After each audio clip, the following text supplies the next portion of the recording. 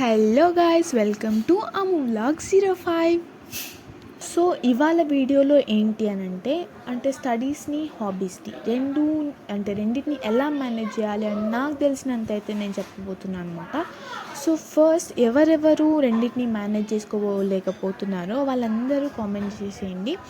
యాక్చువల్గా అంటే చాలామందికి చదువుతో పాటు లైక్ డాన్సింగ్ కానీ, సింగింగ్ కానీ, డ్రాయింగ్ కానీ ఇంకా చాలా చాలా చేయబుద్ధి అవుతుంది. సో వాళ్ళు అంటే మనకి టైం సరిపోదు, చేయలేము, ఏదో ఒక రీజన్తో వాళ్ళ వెనకాలకైతే వచ్చేస్తూ ఉంటారనమాట. వాళ్ళ పేరెంట్స్ అంటే కొంతమంది పేరెంట్స్, అందరూ అని చెప్పను, కొంతమంది పేరెంట్స్ కూడా ఏంటి అని అంటే లైక్ చదువు అంటే ఫస్ట్ చదువుకో అన్నిటికంటే మనం చదువుకో, దాని తర్వాతకి ఏమైనా చేసుకో అని అంటారు.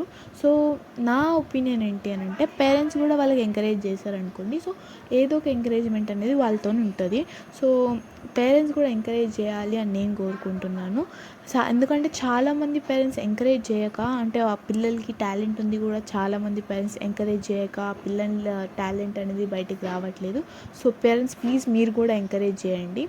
అండ్ చదువుకోకుండా ఉండండి అని మాత్రం నేను చెప్పట్లేదు. సో చదువుకోండి, అట్ ది సేమ్ టైం మీరు ఇవి కూడా చేసుకోండి అనమాట. అంటే లైక్ నేను ఎందుకు ఎంకరేజ్ చేయండి చదువుతో పాటు ఇవి కూడా చేయండి అని చెప్తున్నాను అంటే, మీరు స్టార్టింగ్ లైక్ మీకు ఏదైనా సరే, మీకు ఏది నచ్చింది, మీ హాబీ ఏంటి, అవన్నీ చిన్నగా ఉన్నప్పుడే, అంటే మీకు ఆ ఇంట్రెస్ట్ ఉన్నప్పుడే అవన్నిటిని ప్రాక్టీస్ చేస్తూ వచ్చారంటే, సో అది మంచిగా మీరు దాంట్లో అన్నీ ఆర్ట్ ఏదో ఒకటి అనేది మీరు పర్ఫెక్ట్ అవుతారు. దాంట్లో కూడా మీకు ఫ్యూచర్ అనేది ఉంటుందన్నమాట. సో పేరెంట్స్ కూడా ఎంకరేజ్ చేస్తే బెటర్ అని నా ఫీలింగ్. అట్లా అని చదువుకోకుండా ఉండకండి. సో చదువు కూడా చేసుకోండి.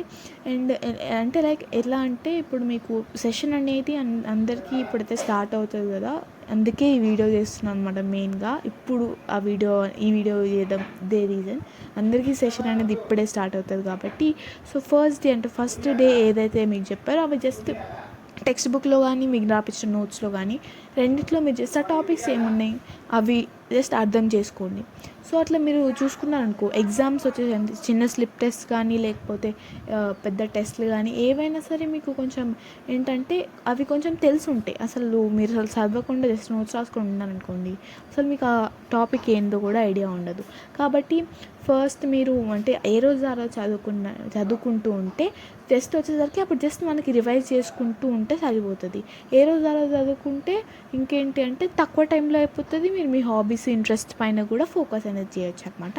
అందుకు దానిపైన కూడా ఫోకస్ చేయమని నేను అంటే రోజు చదువుకోమని నేను చెప్తుంది. అట్లానే ఇంకేంది, మీ ఫ్రీ టైంలో అందరూ చాలామంది ఫోన్స్ చూడడం కానీ, టీవీస్ చూడడం కానీ, ఆడుకోవడం కానీ చేస్తుంటారు. సో ఫ్రీ టైమ్స్లో ఏం చేయండి అని అంటే, మీ హాబీస్ పైన అంటే మొత్తం మీ హాబీస్ పైనే కూర్చోండి. మీరు టీవీ చూడకండి, ఫోన్ చూడకండి, ఏం చేయకండి అని నేను చెప్పట్లేదు.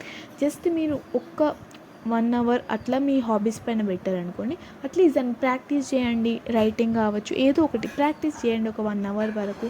సో ప్రాక్టీస్ చేసి మీరు దాంట్లో అట్లీస్ట్ పర్ఫెక్ట్ అయితే అవుతారు. అంటే సో టీవీలు చూసుకుంటా, ఫోన్లు చూసుకుంటా అయితే టైం వేస్ట్ చేయకండి. అంటే మీరు అసలు చూడొద్దు అని చెప్పట్లేదు, కానీ చూడండి, బట్ వీటిపైన కూడా ఫోకస్ చేయండి అని నేను చెప్తున్నా. So this is my video. And మీకు 10th class videos tenth class గురించి వీడియోస్ కూడా వస్తాయని చెప్పినా కదా, అది మీకు రేపటి నుంచి అయితే వస్తాయన్నమాట.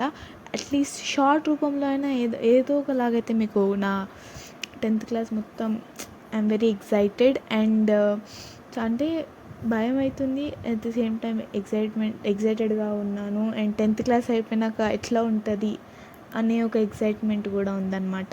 కానీ 10th క్లాస్ అయిపోతుంది అని ఒక చిన్న బాధ కూడా ఉంది.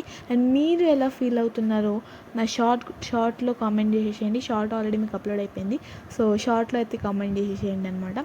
So this is my video. And రేపు నుంచి మీకు కన్ఫర్మ్గా 10th క్లాస్ వీడియోస్ అయితే వచ్చేసాయి. So bye and thank you for watching till the end.